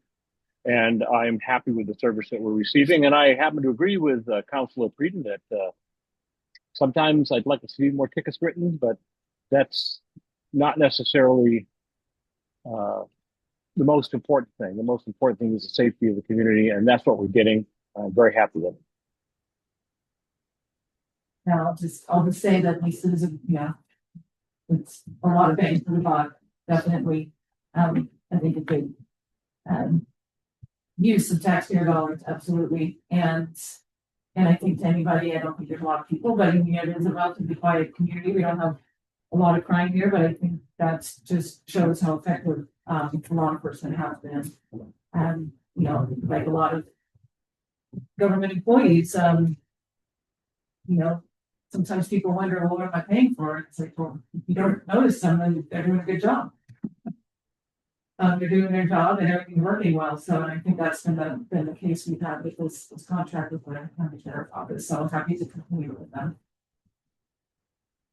All right, with that, Oh, yeah, please, it's a clarifying question. I don't have any general issues, and I apologize if I missed the references from here. I see that there's both a listing for if we have the lieutenant and 3 deputies, and then the lieutenant and 4 deputies.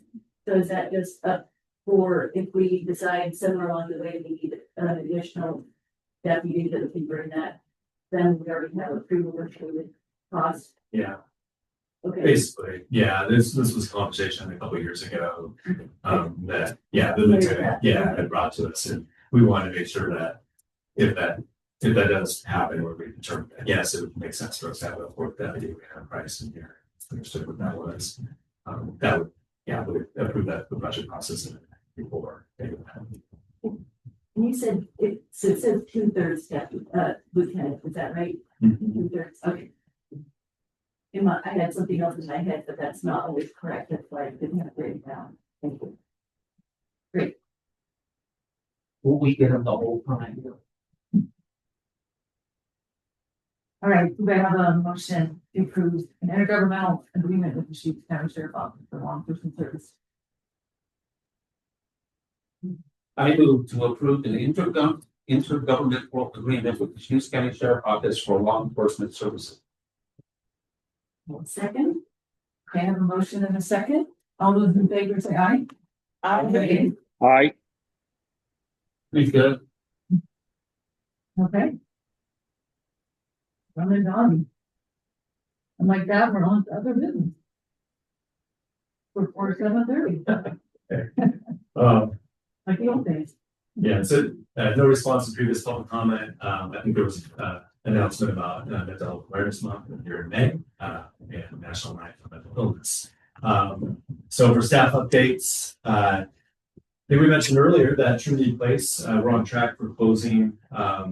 They're on track for closing at the end of July, and building permits are moving through Deschutes County. So they're looking forward to having those issued this summer. And then at the same time, we're working with them on the SDC deferral. So they did submit, they're the one that submitted the application for deferral for Trinity Place. We have a date set for the community meeting on houselessness. That will be Tuesday, June 24th, from 5 p.m. to 6:30 p.m. At the community center across the street here. Carrie has been working this week and last on the main Avenue building with the change of tenants there. C4C will be taking over on their lease on Friday. And then Farmers Market begins on June 1st. The Civic Leadership Academy has finished their meetings and their sessions, and they will be presenting at the June 11th workshop. So there'll be a meet and greet at 5 p.m. before the presentation. So 5 p.m. As a soft start for some meet and greet. All right, on community development, not development, it's community development. So UTB will be targeting for another steering committee meeting in July, and then possibly doing another joint planning commission city council meeting in August. And that will be after the Board of County Commissioners have hopefully issued their decision. So we'll time that after their decision on the Mackenzie Meadows parcel for the rezone request. So we'll be able to discuss in more detail concept A, concept B, but hopefully agree on a final preferred UGB alternative at these next session, the next series of meetings. The hearings officer decision was not out yet. I think we're sometime next week, right? By next week. There was the open house for the Northwest Park Master Plan. That was last week. We had about 35 people that showed up and participated. There was also some stakeholder interviews that were going on prior to that. There was at least a couple sessions of those last month. So they're now going to be working on preliminary concepts and working through the Parks Board with those preliminary concepts, and then have City Council review to give us direction on how to refine them, you know, more input and things like that. But we need to come up with this master plan. I know front desk has been a little bit busy because it's renewal time for business licenses and STR, short-term rental licenses as well. So we've recently sent out letters to our STR vacation rental license holders, time for them to renew their operator's license with their business license. And you know, we had a staff meeting to kind of talk about sort of increased effort to make sure that folks are in compliance with all the requirements of group insurance. The good neighbor guidelines are included with all the rental agreements, noticing the neighbors, fire and emergency checklist. So there was a chance for us with the new regulations, kind of communicate those new regulations, but also make sure that they're understanding what they do to apply as an operator. Let's see. We'll be sending out some dates soon. I think we've talked about wanting to have a council, or council talk about wanting to have some site visits to recent developments, kind of in the spirit of how everything's working with, our efficiency measures and recent developments in terms of our development code and what's being applied. So Sunset Meadows and Woodlands, we're trying to come up with some dates to do some tours. We'll probably manage those as a normal meeting, just so that we can talk business while we're looking at these developments, what's work, what's not, what can we change. But we'll probably be sending out some polls about after that tour or two. Let's see. We're working on saw some emails today that Scott's working on getting dark sky signage up. So we have to work with ODOT on that because all our key locations for signage happen to be on state highways. But we like to again celebrate our dark sky community designation and get those signs up. And then something else to share with community development is our land use activity. So we did get a site plan review application for eating and drinking establishment in the Woodlands. What's the name of this project? The Warming Hut. Crosscut. Yeah, and so there's one. There's a establishment like this in the state. So taking that concept, we are making the sisters out here in the Woodlands. Architect kind of complement the Woodlands, but that's under review. And then congratulations tonight on the principal space. Next step is we're going to continue to work with the building hardening standards. I can get that in the queue for council workshop and discussion, and hopefully get that adopted this year. Public Works. So we as soon as the weather gets above 65, I think we start talking about the splash pad. It's this time of year is hard. It's up and down. It's 90 today. It's going to be 55 in a couple of days. So we need to monitor that. We usually open it, in the summertime. So we target June, mid-June. The risk of freeze and stuff is over. Pretty much there. Flower baskets are up hanging. That was always a concern. You make them up when there's a risk of frost, but we'll probably be about in June with the splash pad. Sidewalks are being poured at Barclay Phase 1. So that should be done by the middle of next week. Another milestone on that project. And then we have all our pavement maintenance projects coming.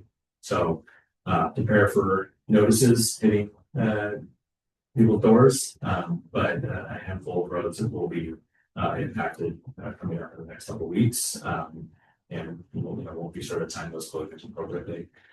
A lot of events coming up. This is event season. Farmers Market I mentioned on first. We got gravel grinder staging at Village Green on the 1st. Barn Duster bike ride coming up on the 7th. And then SPRD has a Kids Fest. I think that's also on the 7th. And we usually participate with having some equipment there for such a truck and interact with trucks. So that's on the 7th. So just truck. That's a truck. Love it. Pedophile. And that's the report. Any questions? Busy season. Okay. We can kind of move on to your council or business. Maybe has anything they'd like to discuss, what have they been doing over the last 2 weeks? Let's start with Cheryl.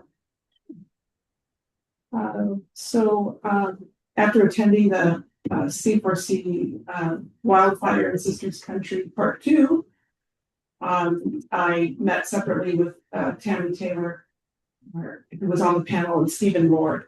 I wanted to talk a little bit more with them.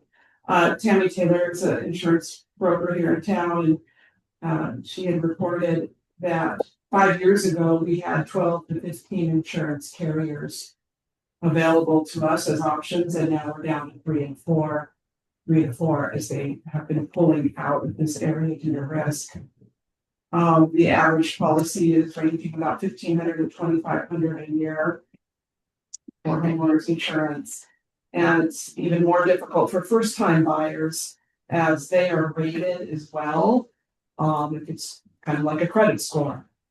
Insurance companies will score you as well. So these are challenges to think about when we talk about getting people into affordable housing, is them being able to sustain living there with the expense and having a home. I was happy to hear that those communities that have become FireWise, which in our general area, Sisters Country, we've got about approximately 20 now neighborhoods that are FireWise certified, which is fantastic. One of the insurance carriers, USAA, offers a 3% discount to those neighborhoods that are FireWise certified. So Stephen Lord is the person to talk to. He'll come out to your community and get the whole process going. I attended the last classroom session of the Civic Leadership Academy and spoke about when I went through the academy last year. They're now on their own to produce their report and get ready for their June 11th presentation to us here. Gave a little bit of advice and wish them luck. So they're a great group, and I'm looking forward to hear their report. My last item is an idea. So when I think about our community and I think about all the amazing volunteers we have here, they really are the pillars of our community. And we're really blessed for all the people who give their time freely to our community. I would like to propose and get some input on the city recognizing annually our outstanding volunteers in the community. These could be volunteers that are nominated by the community and or city council. Some examples of the awards we could give out would be the Dave Moyer Award for outstanding long-term service to our community. A youth award for those under 18. The Sisters Way Award, where an entire group has worked together on significant efforts supporting the values of sisters. And even a mayor's award that maybe city council decides and nominates somebody. We could go on and on with those ideas, but I just wanted to throw it out there and would really like to see the city recognizing our amazing volunteers. I'm in.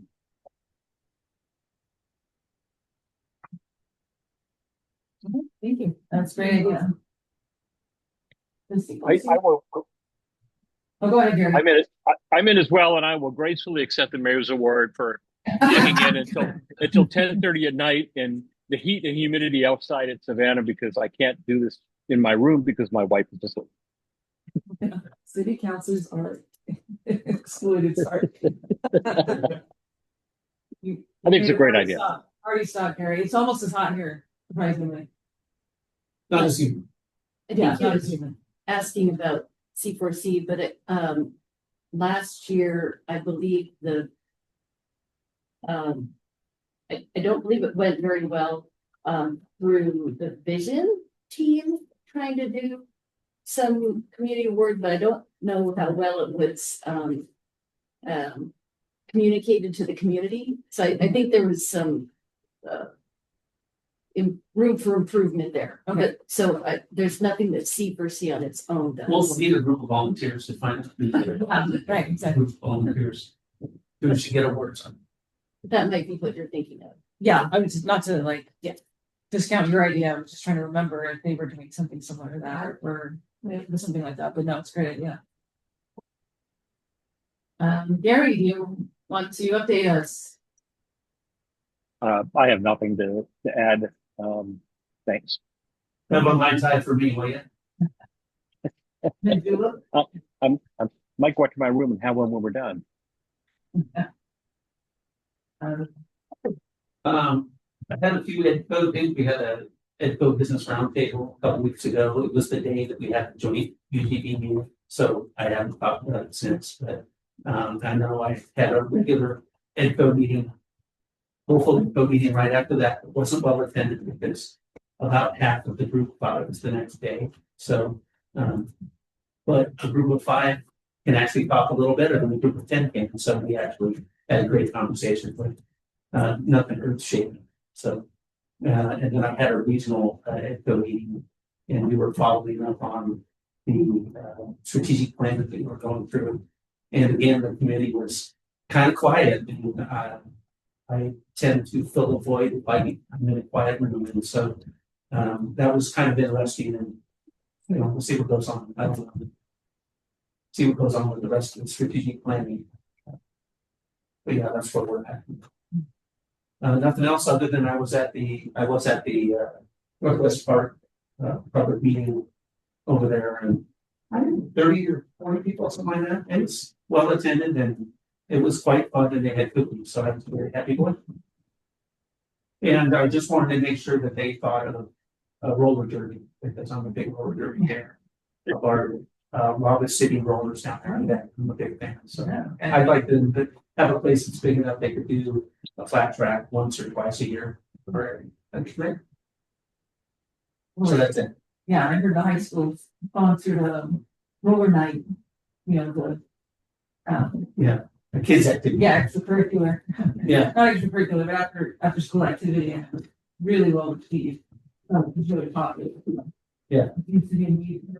If we have. We ran on skates in our community. Yeah, I think that's where generations can come together, because there was a kind of a lull for the 90s and 2000s where nobody was really eating roller skating, except maybe at Venice Beach or whatever.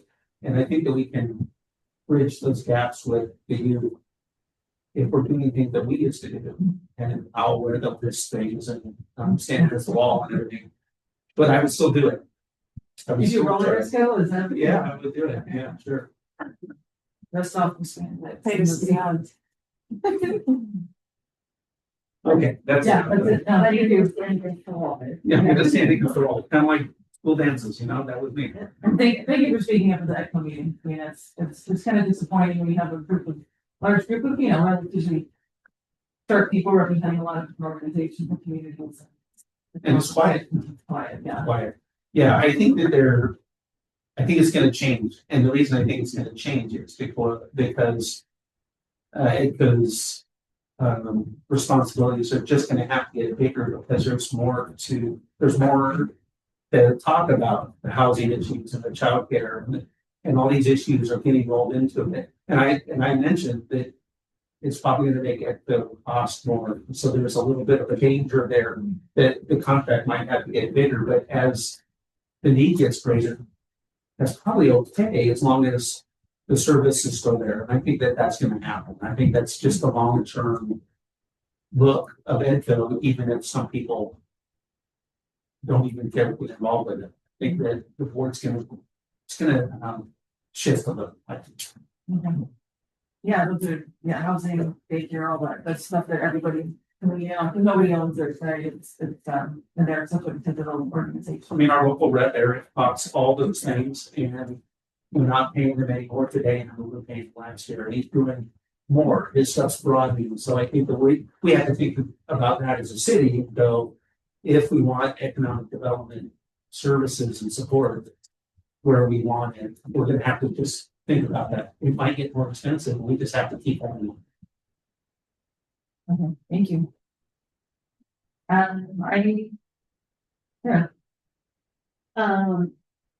You, Sarah. It's not even late, it's been a long month. I don't have anything particular, but did want to give Jordan a little. We were at the city club. Jordan did a great job, representing Sister. Yeah.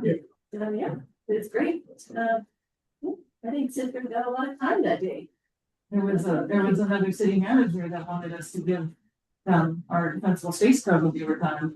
Yeah. And I was thinking, yeah, we could copyright that and they're welcome to pay for it. Oh, we're coming to Sam. You're very nice in the Sam. It's, you know. Yeah. You're They help themselves. Yes. Okay. Yeah, I attended that as well. It was great. It was a different format this year because it was just the Deschutes County city managers and they invited Nick Lilac from the county to realize that so many of the questions were like, well, the county does that. And the county does that. So it was nice to have the county there to, and just a really great opportunity for everybody to learn what we all do, because even every city has different responsibilities. You know, we don't have a fire department. Ben does have a fire department.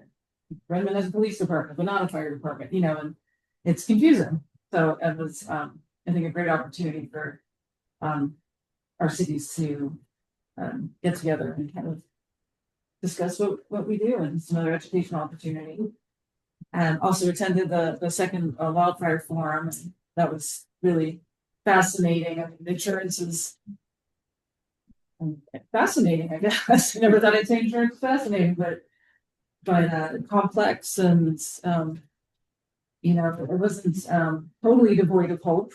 There was a couple of silver linings in there, I think, about that. Yeah, I think there was there's still, you know, some insurance agencies writing policies here, which isn't the case in places like California. So hopefully measures like defensible space, you know, we're doing our part in trying to make sure people can stay insured. And I attended a vision implementation team meeting this month. And I'm going to circle back on that because I can't remember what the topic was. Youth. Yes, thank you. It was youth, and it was really great because we went well over time, because I think a lot of people had a lot of input and ideas around youth engagement, where we're at, where we could be, and realized there's kind of there's a gap in serving our youth and our community. And so a really great conversation we're going to continue. And I was able to give the welcoming speech at the Memorial Day events at Little Tree Park on Monday. It was Council Pelham was there, and really well attended. It was a full park, which was great to see. And so I was honored to be able to do that and represent the city. I also attended the White Shoes Creek Overlook reopening ceremony with the Sisters Trail Alliance. In coordination with the Forest Service, was able to modify the overlook wall so that anybody that their viewpoint is lower to the ground, so maybe a wheelchair, maybe a small child, or anybody that has difficulty, and seeing over the wall that was created there a few years ago, now has that opportunity to enjoy the overlook in all its glory. We had one friend there and needs to use a wheelchair, and remarking how, you could hear the creek before, but this was kind of the first time you got to see it from that viewpoint. So, really special event. Again, community coming together and recognizing the problem and then fixing it. And so really appreciate STA and the Forest Service and everybody who helped out on that. And I think that is all I have. Final comments? I just, I just thought of something. I meant to congratulate all the folks that worked on Age-Friendly Sisters and the work that they've done to really ensure that in our community, we're taking care of people that have the most need, those who want to stay in place, live in place. And I know it's not been easy, and I know Dixie didn't do all the work, but I certainly want to recognize and respect the work that this group has done. So thank you all very much. Yes, thank you. I mean, it goes back to the little adage of you can, judge a community by how they treat their elderly and their children. So I think that says a lot about sisters and sisters country in positive ways. Okay. Anything else? All right, with that, I end the meeting. Adjourned.